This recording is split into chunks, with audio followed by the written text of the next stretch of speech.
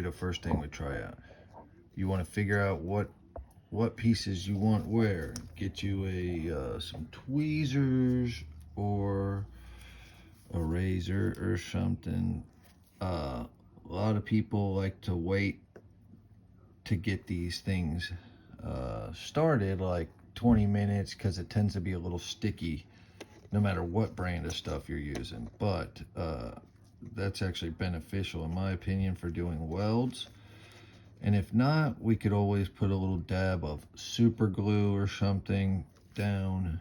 I'll try to hold this up so you could actually see it. I'll get these prepped and then I'll show you. Now when you get it where you want to get the tip of your tool just a little wet and then figure out where you want to start.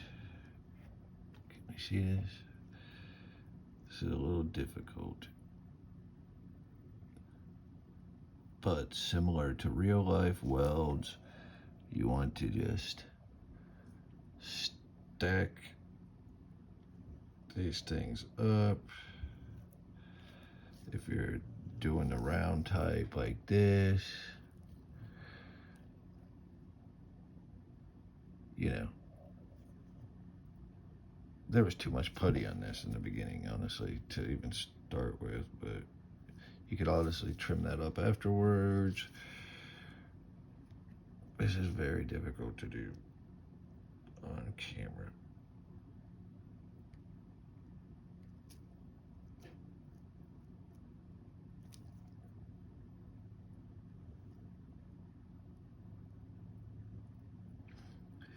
Now, even though it's a small detail, it will look pretty cool on your finished project. This is kind of what you could get away with a straight weld, straight pass weld, I guess. I don't know if this would be like a stick weld. You could go horizontally, or probably more than likely